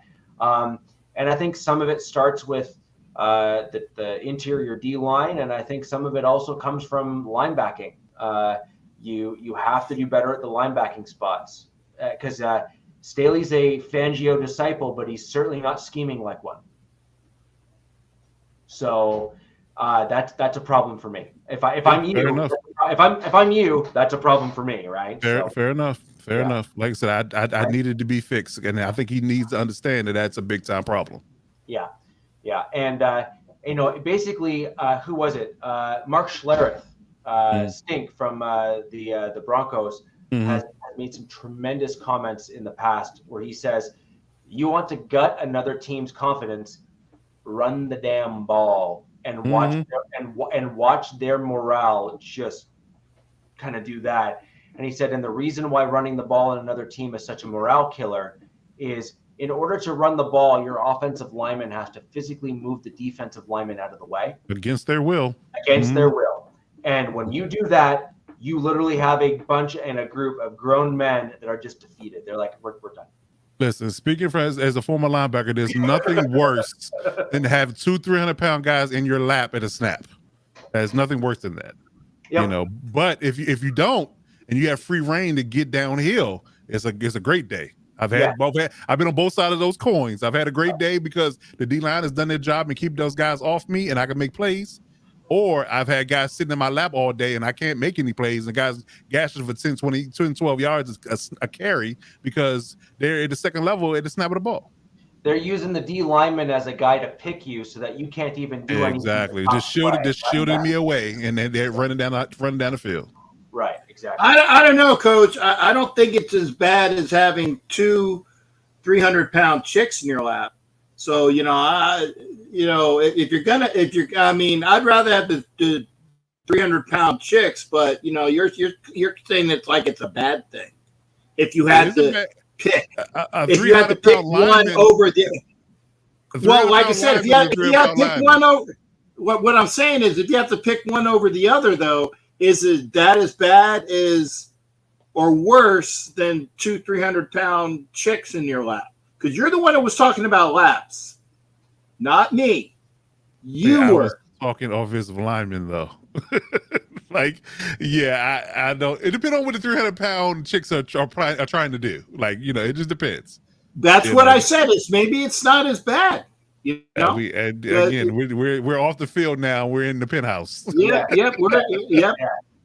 You keep giving me straight lines, man. I can't resist. I'm sorry. I thought I was talking football. We delved off into Hugh Hefner's lounge. Yeah. You forgot who you were with on this show. I did. I forgot. Just for a second. Yeah. I completely agree with that as an assessment, and that's what Staley has actually surprised me with being your head coach because, he's done some things incredibly well. He's been disciplined. He's been pretty steady and kind of consistent in certain things. But the flip side of that consistency, he's also been consistently bad at doing some stuff as well. And at some point, you gotta look at it from his previous stints. Like when he was with the Bears, he had Akeem Hicks and who was the other big guy in the middle? Bilal Nichols. Bilal Nichols, yes. It was Bilal Nichols, Akeem Hicks, Khalil Mack. And who was it? Robert Quinn on the edge. And you also had Roquan Smith and Danny Trevathan. So you got studs They kind of, kind of cover up the idea that you may be misaligned, and they just make plays, right? And then I alluded to about the Rams: Aaron Donald, Von Miller, Leonard Floyd, Greg Gaines. You got just massive, problems in your interior D line that's going to wreak havoc and make plays for you. So when you're void of that, it's going to show whether or not you're really good schematically and alignment wise to determine whether or not how successful you are. And we haven't been that up to this point. So, right, but as a head coach, you can petition the owner and the GM to say, okay, I'm top dog. I'm a top of the hierarchy of coaches. Mm-hmm. In order to have a successful defense here in or with the Chargers or just even short-term and long-term, we need to look at what we did that worked when I was in Chicago under Fangio, right? Because that's what we're talking about, right? Yeah. So Fangio went and poached Trevathan from the Broncos. He was actually the linebacker I wanted to keep. I wanted to get rid of Brandon Marshall and keep Trevathan. Mm-hmm. The Broncos did the opposite. It worked out super well for us. Anyways, look at disgust. That look at disgust you just had us hilarious. Yeah, it worked out so well. So the point being is that the top talent that was on our team, Malik Jackson, Danny Trevathan, you had some of the core elements were all poached by other teams almost immediately after Super Bowl 50, and they almost all went on to be on successful defensive sides of the ball because they were that good at what they did. Now, what has Staley done to try to petition or push for or attain talent to push your team in that direction at all? Well, that would entail an owner that actually will put money towards his team. I'm sorry, Coach. I'm going to call it like I see it on that. That would entail. I never have an issue with that. I don't. But bottom line, it's one of those things too that you also have to realize that the people that put those personnel groupings together weren't necessarily. It wasn't necessarily still his call. He was the assistant. He wasn't the person that was doing personnel decisions. He was the linebacking coach and he was the DC. He wasn't the head coach. So the head coach has more input on personnel moves now. So it's kind of showing a difference in, I guess you can say people. What Fangio brought in and how he poached guys from different places and who he drafted, how McVay drafted. Now versus how Staley's drafting. Now, granted, I think that the people he's drafting and he brought in have potential, but they aren't built in the same image as the guys he had in previous situations. So it's a wait and see thing. But again, even if you don't, they aren't going to live up to that air quote level. You have to be better from a schematic standpoint and an alignment standpoint to be better. So. Again, those Aaron Donalds and King Hicks and Roquan Smith don't fall off trees. They just don't. I think he's made some changes, made some upgrades, and they made some decent moves. But again, as a unit, you have to be better schematically and from an alignment perspective to be stout against the runs, especially. Right. Ultimately, the point is that every owner has to spend a certain amount on your roster per league rules. So the question is, who are you spending your money on, and are you going to then push to get rid of other guys that are not contributing to the level that you need to on your team? And are you going to push for guys that are going to better fit a certain style and type of player and do the right things to make your team win? My point is that like every coach, player, whomever, like when you look at the balance of the two, there are guys that better fit the type of thing that your coach, your head coach in particular, who's effectively your defensive coordinator, knows or ought to know would better fit or best fit his scheme if he had vision. So Fangio, despite all of his faults, and he had several, clearly has a clear and really, really well thought through vision in terms of what and how he wants to play. So then the question is, does Staley have that same clear thought and vision and even a plan of sorts as to how certain guys are going to slot in to achieve a specific goal for the season? I do not believe that he does, because we've seen him for several years and seen no real changes to speak of to move you guys in that direction. the direction that we saw even the Broncos move in with their defense, where we were not particularly good. We saw another year of change, and all of a sudden they went from, lower to like top 5. And then we saw them kind of stay in that range once Fangio finally got his hooks and claws into kind of building the defense, right? True. So yeah, I mean, again, it's a twofold thing. Like I said, he needs to get better in the areas I addressed, but also injuries kind of fell into that particular realm too, because at one point, towards the second, I guess 2/3 the way through the season, we were decimated at D-line as well. Like Joey was out on the edge, and I think 3 or 4 of our D linemen were out, so you didn't really get truly get his fantasy speed. Really killed you. Say it again. You got rid of Tillery too, which really killed you. No, it didn't. You're stealing my material, mother. You're stealing my material. So trust me, y'all can keep that guy. We don't need him. So, anyways, to finish off the show, we will delve right into Captain's take on his defense changes that he believes his team needs to proceed with in order to succeed in the 23 season. And that was a great segue, because we spoke about Bilal Nichols and we spoke about Jerry Tillery, and that is, as of right now, those 2 guys are penciled in as the starters on the defensive front.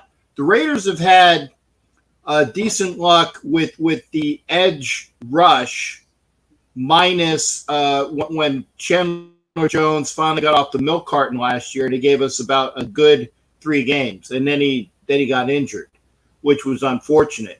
So they went out and they addressed that right off the bat. The problem is that they got the best defensive player available at the time, who has a plantar fasciitis injury right now. He hasn't had any goings on in the OTAs or anything like that. Hopefully, just like Garoppolo, who also has a foot injury, the jury's still out on whether Tyree Wilson is going to be getting any nominal snaps in the preseason. Hopefully so. Let me make sure that this is really self-evident with the double fingers crossed on that one, because he is going to be the defensive end of the future. The question is, will the future be this year or next year? That's the $1 million question on that. He eventually, with a good health plan, be that guy to throw opposite of the defensive end that actually scored higher on the BSPN rankings than Joey the Nose Bosa. Joey the Nose. BSPN. Get it right. BSPN ranking. Joey the Nose Bosa. Okay. Joey the Nose. Yes. Yeah, BSPN and Joey the Nose. He sounds like he's Italian too. By the way, if it got Nick 2 thumbs, Jimmy 2 times, and Joey the Nose Bosa. Oh, he's with Danucci and Benino, the other guy. That's why they got Benino on the team, because Danucci needs to have a paisan to talk to. That's why he's on the team. And throw the other guy off the truck. You know what I'm saying there? Okay, that you got it. Okay. Anyway, back to point. The big point is, like, what will the Raiders do with the defense? Because, again, they picked up Wilson, which hopefully will be that guy that is needed on the opposite end. When he works and when he plays, that's the big question. Will Chandler Jones have a bounce back here? I actually think he will. He's coming in lighter, and he's, the pros and cons, he's coming in lighter with more speed, but he doesn't have as much ass. So will he be an asset on defense? Because he's not only is he a decent pass rusher, but he was a decent run stuffer, and he didn't do that last year. So if Wilson is a check and you use Chandler Jones in a bounce back year, your ends are good to go. But the question has always been, when the Raiders rush from the outside, what do the quarterbacks do? They just go right up the middle, because there wasn't enough pressure in the middle. And, you don't have the guy like a Pylon that was there. And so they picked up Nichols, who played but they drafted 2 guys last year, which are now second-year players in Butler and Farrell. Plus, they got young, I would say a poor man's Carter in the SEC out of Alabama. He was statistically right near what Jalen Carter had at Georgia, and I pronounced that state correctly as well.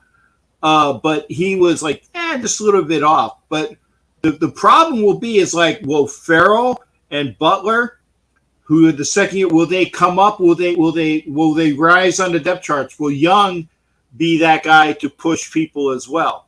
So that's a big question. But I think the defensive line is going to be better. That much for sure.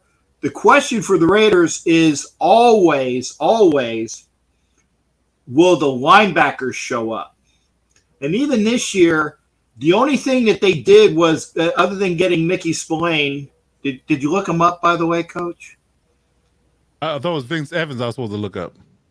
Well, no, I'm from last week. Yeah, I told you to look up Mickey Spillane. See, you're a week behind on your homework. I agree. I'm behind on my homework. I'm sorry. Yeah, they picked up Robert Spillane, the kid from Pittsburgh, who's a little younger version than Perryman, can do great against the run, but not really an asset in the pass defense. Here, tell me something that we haven't done in years with the Raiders is have a linebacker that can actually cover. This young lady has been for the last 5 minutes. I don't know if you hear the biz wants me to go on camera and do a camera call. She a Niner fan too, by the way. One of the few that I actually, have a chance to have some good things to say about. But anyway, but Spillane at linebacker, Divine Diablo coming in off of an injury. The safety that's going to be hopefully the guy that can actually, play the linebacker position and actually cover tight ends like Kelce. Spillane? Is it Robert Spillane? Yeah, Robert Spillane. But I told you to look up Mickey Spillane, who is the 40s mystery, gunslinger, Humphrey Bogart type mystery writer. That's why I said look him up. Mickey Spillane. Okay. Who the hell are you talking about? But yeah, Mickey Spillane. Got it. But yeah, Robert Spillane from the Pittsburgh came in to replace Perryman. Basically, same guy, a little younger. Can stop the run, but is not great in pass defense. But the Raiders are, they're hurting in the linebacker position. Masterson came in as a UDFA last year and was actually starting by the end of the year, in the linebacker core. He's got that experience. And the other Butler was also a UDFA out of, was it Pierce's Arizona State University crew. So they know what he can do. He might actually be getting some time. The big question mark is this, okay? Is who are your back four? Who's your back four? Because they picked up Smith out of Bama at safety, who I have a lot of positivity for. I think that I think by next year he's definitely going to be one of the starting safeties, but I don't know whether it's going to happen this year.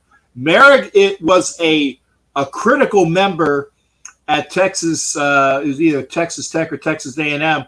Was a ball hawk in college. Somebody needs to show him a ball.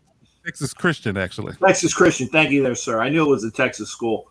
Somebody needs to put a ball in his face. Say, remember this? This is what you used to have on interceptions when you were playing college, because he's dropped about 3. In fact, if he had one less drop, that would have been one more win that the Raiders had against, I can't remember what team. I think it was Redskins or excuse me, the Washington. Commanders. No, they were the football team back then. They weren't even the Commanders back then. They were WTF or WFT, however you want. Yeah. They were the what the for sure at that game. Right. They came in and won. But Merrick needs to solidify that safety spot. I think Epps, who they picked up from the Eagles, is going to be that other guy there in the back. But I think you're going to see a lot of Smith coming on. The back four is in flux. Jacorian Bennett, who was one of the steals in the draft, he might be starting. And if he's not starting, if he's not starting, he's going to be used ultimately real well, real quick. You got Hobbs, which the experiment of having Hobbs come play the outside vice the slot corner. I think you need to throw Hobbs back in the slot because that's where he excelled at. Put Bennett on that one corner, and then you got to figure out who that other corner is because you got Duke Shelley. You got, I think his name is David Long. Yep, David thanks. Long, yep. Great minds thinking alike, man. We even said it at the same time. But you don't know. You don't know who the hell is going to be in that backfield. You don't know. Those are big question marks. But if you got the right mix of, some basil and oregano, and you throw in some whatever the Italian thing for Danucci and Benini and all the other guys. Don't forget the garlic aioli. Hey, what are you telling me here? You got, first of all, if you're not putting ricotta, and I said that correctly, by the way, if you're having a pizza and you don't have any ricotta on it, first you're screwing yourself out of taste because of ricotta. You have a dollop of ricotta in all of your pizza. I tell you, it's the best pie in the world, man. You got your mozzarella, and I said that correctly as well. Mozzarella. You got your parmesan, but you got to have your ricotta. You throw your ricotta on the pizza, the dollop there, magnifico, man. That's just bueno, man. But anyway, that's what the question is. I'm freaking hungry. I get some food in me. The question will be in the defense. Which Raider defense shows up? But like I was saying, if the Raiders can go to like a high teens, if the offense stays in check, don't be surprised if they're knocking on the door of we're going to get into playoffs this year. It's still a transition year, and the Raiders will need to be better than 6-11. You show some promise because is McDaniel going to be on the fire? Or are they going to actually allow him to cook the pizza pie, to cook the lasagna, to cook the ziti? Are they going to make him be able to cook the ziti for the 3 years? You got to make it the 3 hours, the 3 years. Go with the analogy here. You sign a 3-year contract. Let him cook the ziti, the lasagna, the mozzarella, the ricotta. You got the sauce and the garlic aioli. Bueno. You can't just cut out on that. The question is, will the defense be any better, or am I just friggin' hungry? But that's a big question for the Raiders. Both. Right. I think it's both, because every reference you've made thus far has been food related. So my general comment on what you just said there is, from what I heard, is you are looking for players that are newer or recently brought in within, say, their second season. In order for your team to get to where it needs to go, they need to either under the right system with Graham pulling the strings. Yes, they basically need to take major steps forward, or they need to excel well beyond what they would have normally been or normally be expected to do in year one. Mm-hmm. That's what I just heard, right? Like you need a lot of that. Yeah, you need first-year dudes to play like veterans, and then you need second-year guys to take those major leaps forward in order for you to then kind of meet the goals that you're looking to see your defense accomplish. But considering that the Raiders' defense has been in the high 20s, low 30s, any improvement is wonderful. Right. And I think that's fair. And I tend to agree with that as a general assessment as well. I think that's really where the Raiders' biggest step forward can be. And then the other one, as you said in the previous segment, is, can your offense with a quarterback change in the McDaniels offense make the next step forward? So you're looking kind of for those two kind of dialing up on both sides of the ball in order for you to then kind of go from that 6 and whatever to 8, 9, 10 and whatever in order to get you into the playoffs, which would be the next step in the kind of Raiders progression under McDaniels, assuming it goes well, right? Yeah, like I said, you got to show upward climb. You got to get at least 7 wins. And I know that doesn't sound like a lot, but it is when you were 6-11 last year. And like I said, the previous year when we beat the Chargers for that last playoff spot, the Garglers, I had to throw that in, Coach, just to screw with you.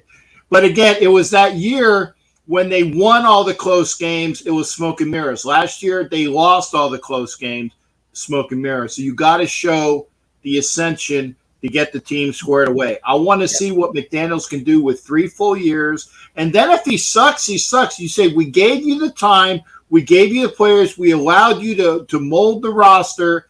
It either happens or it didn't. And if it didn't happen, then kick his ass out. And by the way, Kenna, you are high if you think that the Raiders are going to go back to John Gruden. You, sir, need to submit yourself for a urinalysis immediately. Not happening. Thank you. I disagree with that, Coach, but that's a topic for a different day. Not like I said, if he's the head coach, look to see where his knee stains are, okay? But I was going to say, if he's already coached, he's already advisor with the Aints because of Derek Carr. No, it's the other way. There's some other stuff there as well, and I think that we're going to start seeing some other things come out. His lawsuit is actually a really interesting one if you actually right. And he's, like I said, why does he need to go back to the NFL when he's going to rake everybody over the coals and get some money? He loves football, but I don't think this is about the money for him. I think this is a reputational thing. It's not. He's going to open it up.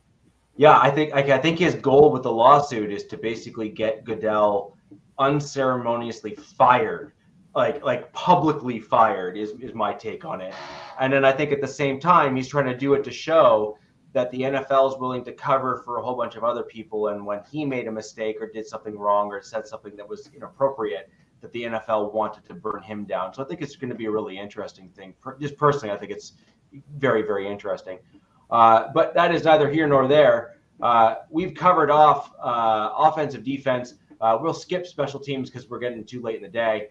But I do think special teams will be a difference maker for at least one of our teams, mainly mine. And we'll get into that at a later time on a different show. Hopefully during camp, where we can start seeing live action and some changes and all these things. We will see where our takes played out. Are we seeing improvements on the defense? Are we seeing better plays from the players that we're looking to? And more importantly, are we going to start seeing players that we didn't even talk about today show out and really start to enter into the discussion of saying, okay, that makes things a little different. Right. And that's what makes football and preseason and this time of year so fun and interesting as fans of our respective teams. But ladies and gentlemen, until next time, until next week, where the best side is the west side. Peace. Low, you can still go. Even when you feel slow, you can still go. Even when there's no hope, you can still go. I never answer to no, man, I still go.